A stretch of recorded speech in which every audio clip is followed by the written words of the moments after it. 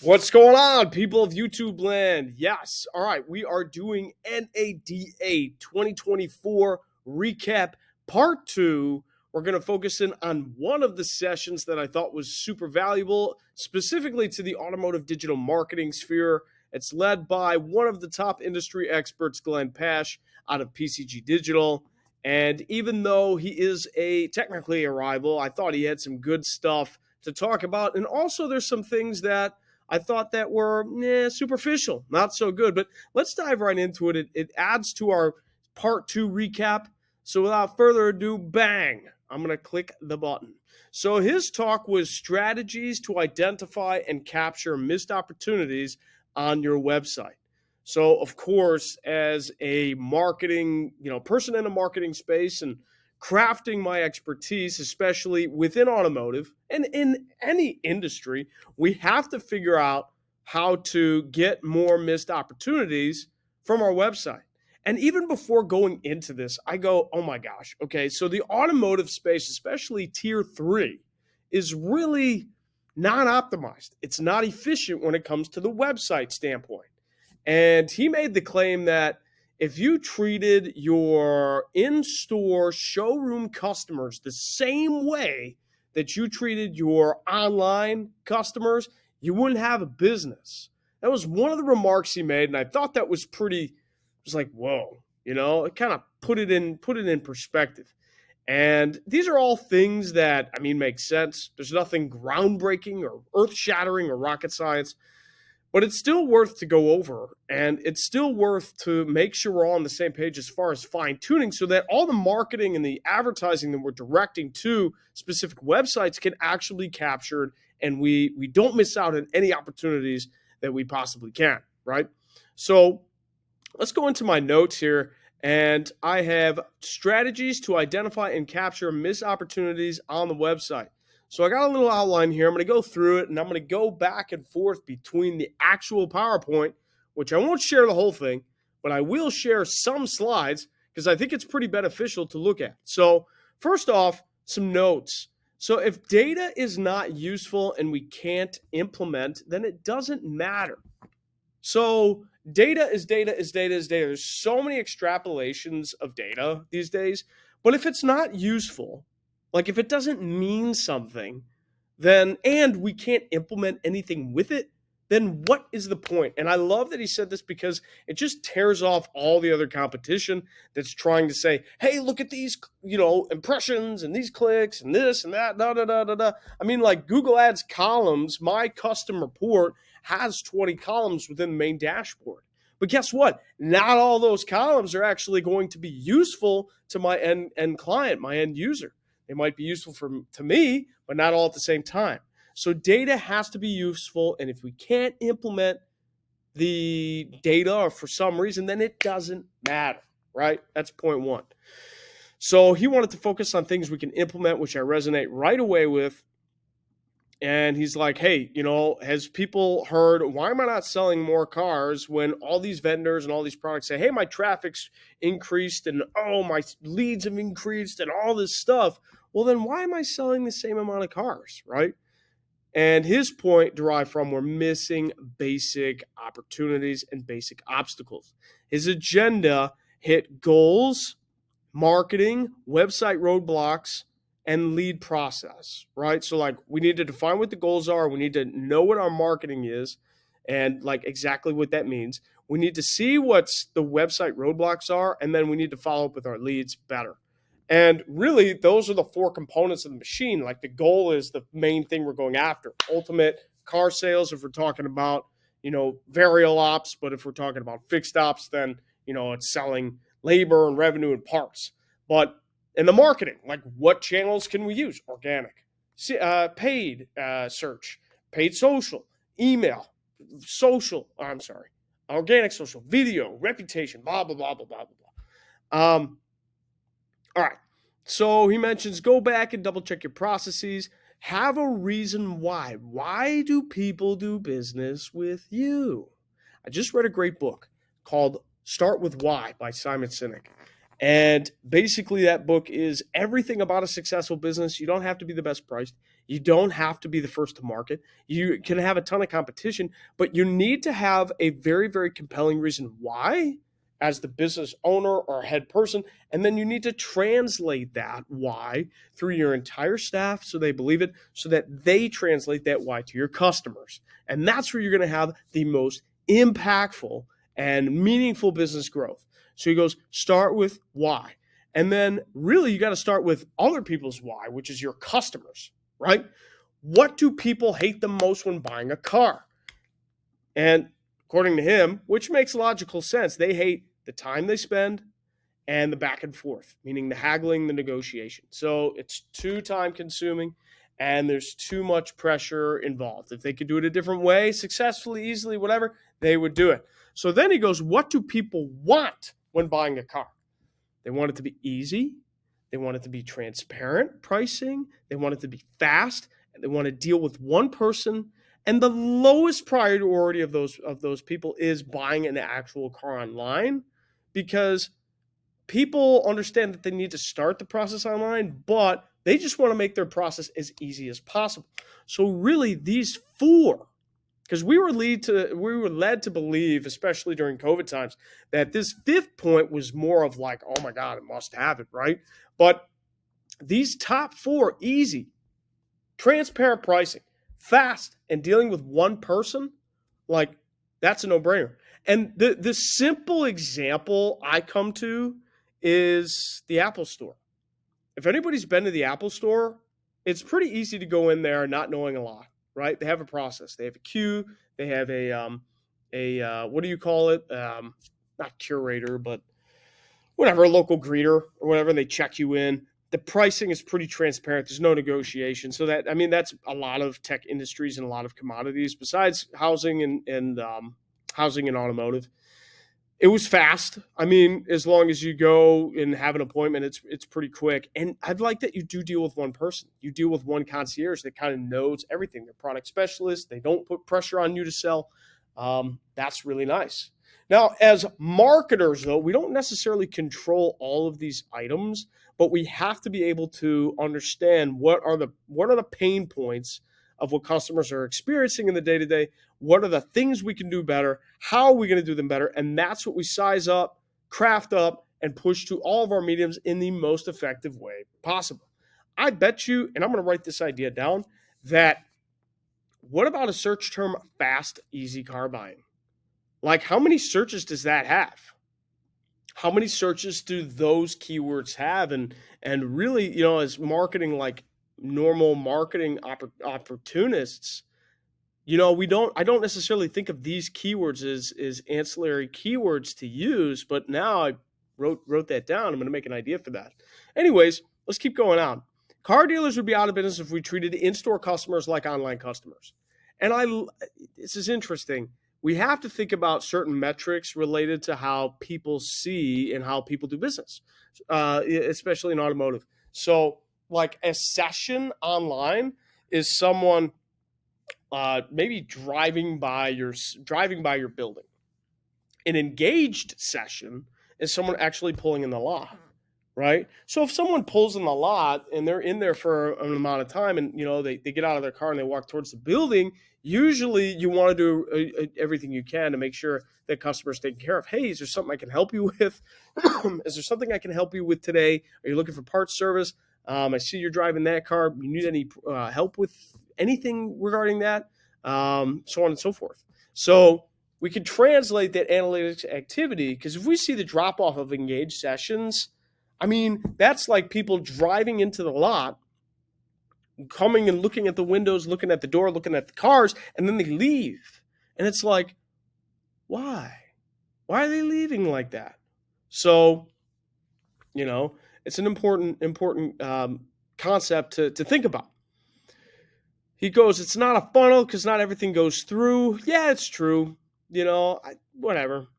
Glenn, these people aren't serious buying, but are using Uber. Aren't you using DoorDash? But are you using Uber? Aren't you using DoorDash? So he's trying to make sure that the clientele now, it doesn't even matter the demographic as much. I mean, of course, I still see it. Older demographics stay away from things like Uber Eats in general, but mid to, early generations, let's say 20s to 40s, they know how to use Uber. They know how to use Uber Eats. They know how to do things like that. So why don't we translate the car buying process to that way somehow, some way, right?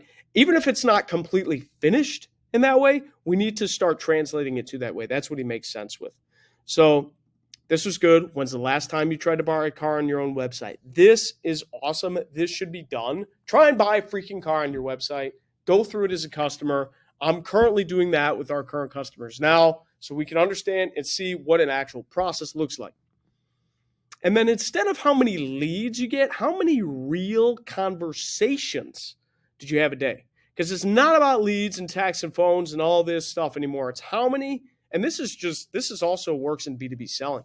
How many impactful conversations did you have today? Because when you have an impactful conversation, then you can actually take it further.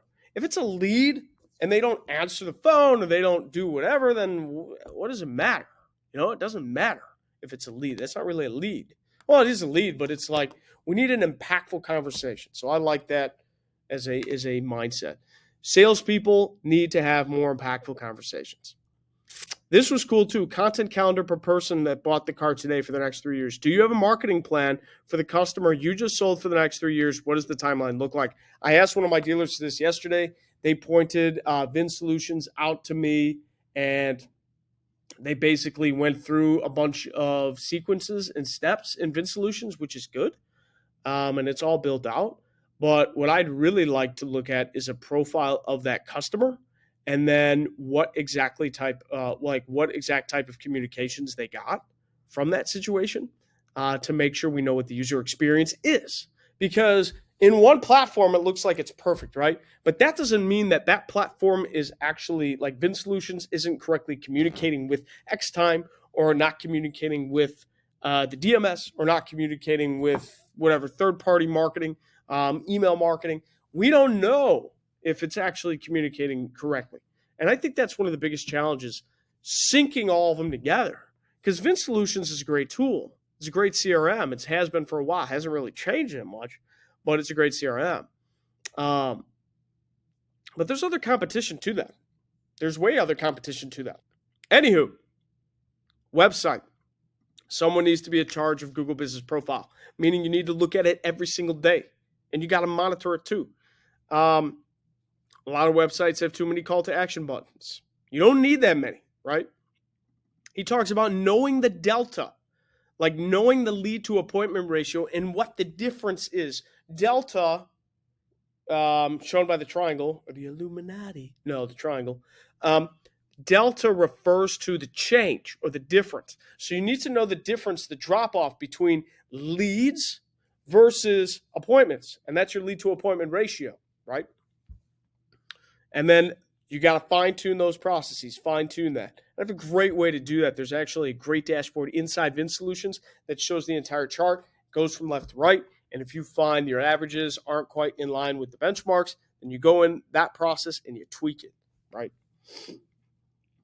Example recommendation. This is kind of cool. Instead of check availability going to a form bill, have check availability go to a chat so people can actually say, hey, is this actually available?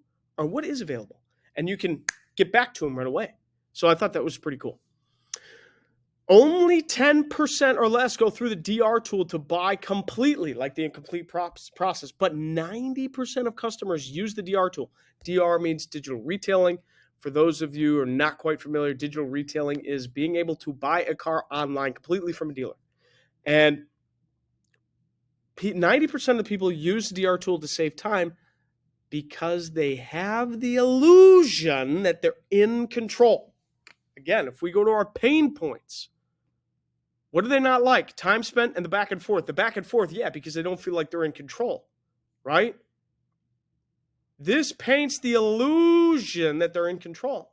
They're buying their own car. They don't need somebody else hovering over them, seeing what's going on, blah, blah, blah, blah, blah. They're putting their own deal together. Excuse me. So then we talked about philosophy. Customers, most customers that submit a lead, they're going to be hot the first 3 to 5 days. The point after that is 10 days, and then after that is a couple weeks. But really, not everybody's going to buy right that second. But if they're making a serious lead and they have the means to do it, most of them are going to buy within 3 weeks of submitting that lead. So, how many times?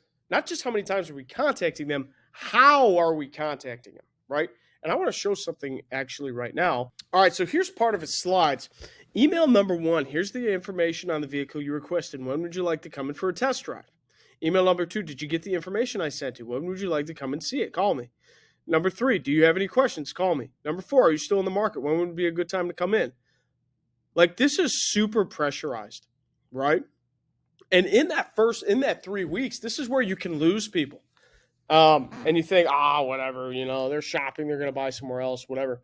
But that's not the best way to re-engage. I did like some of his revised communications. So here's a revised communication via email template. Day 1. Hi, Mrs. Customer, Mr. Customer. I've received your purchase request information for the vehicle from this source. Great choice. Want to let you know the car is available. I do have a few questions for you so I can make sure we save you time, right? We even put that we save you time because that's what people want later in the process. Insert the link. Are you looking to lease or buy the car? Is the only model that you're interested in? Where are you in your purchase journey? I look forward to helping you through this process. Our goal is to make it easy and fast, or fast and easy as possible. Here's my cell. Feel free to call and text. I will get back to you right away. If I don't hear back from you, I will circle back tomorrow. Circle back 3 days from now. Circle back whenever. It's a very nice, non-needy way to communicate with customers. Here's the information. Great choice. Let me ask you a few questions so I can save you time. Here's my questions. Here's my cell. You can contact me directly. If I don't hear back from you, I'm going to follow up again. So you're just telling them what you're going to do. It's a great way to communicate. And you can take this template and use it. I don't see a lot of dealers doing it this way. And we should audit our communication process so we have a good brand recognition put forward. I love this point. Okay. Ideal process. And I like this. Day 1. Here's some common questions that people have to help you. If I don't hear back from you, I'll circle back tomorrow. That's that opportunity. DR opportunity, much more qualified than an auto trader lead. Yeah, so if someone goes on your digital retailing tool and actually submits all the way up to a lead, they are much more qualified than a third-party lead. Makes sense to me because they actually went through that commitment on your website. You can have a follow-up for each day, and each day is a topic, and I love this idea. I mean, this is cool. Here's your email communication process. Day 1, car plus Q, which is car in question. Day 2, trade-in. You can say, hey, I know you didn't follow, hey, it's just me following up. Hey, I wanted to let you know, too, about our trade-in process. It's pretty easy, quick, and, if you have a trade, you can see what it is here. This is the link you can view it on. Let me know if you have questions. Feel free to do that. Day 3, hey, incentives just come out. I want to make sure you're aware. On this vehicle, we have this.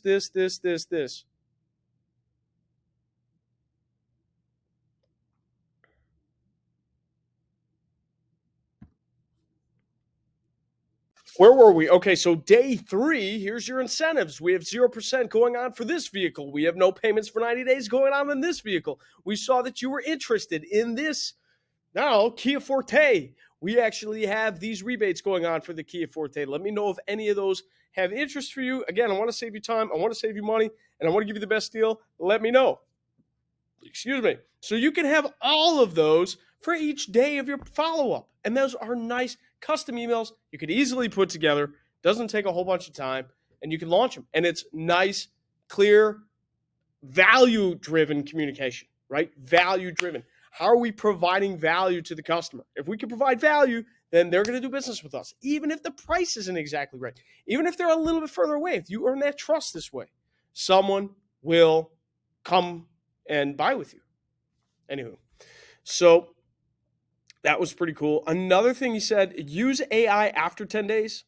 So if you have AI Copilot, it's better to have that one, like that human interaction first 10 days. And then if you want to use AI, then you can use AI to help re-engage that person after 10 days.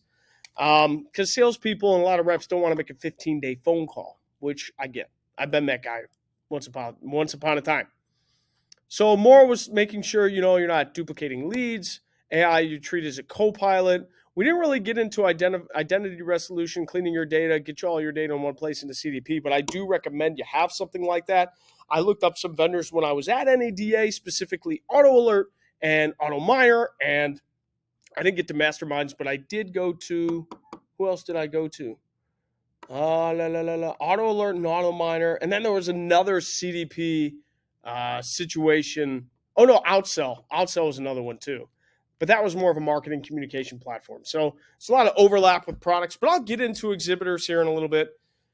Just wanted to give some overall value. I mean, a lot of this, especially lead generation, for mass marketing like auto, housing, what have you, it may seem pretty simple. There's nothing astoundingly groundbreaking, but the simple things make the difference. Keep it simple as possible. And that's what's really going to make the difference and help your sales overall. And we got to translate that into marketing too. So it's our job to do that as well. So hopefully that helps. That concludes my part 2 recap. If you want any more information, just let me know in the comments. I would love to, drop some more info on you. And if there's anything you wanted me to touch on more, I will in the next so many weeks. I'm going to continue to unpack NADA 2024 because there are so many things going on. You'll see that over the next couple of weeks, some intermittent videos. And, because once you leave a conference, what does everybody do? Oh, the conference is great. Yeah, cool. Great ideas. Sign up with you. And then they leave, right? And then we don't remember anything. So that's why I think it's important to continue this conversation, continue this talk, and that way we can lead into some actual implementation of goals for the future. So thank you so much, guys. David Feldman-Makrias here. See you later.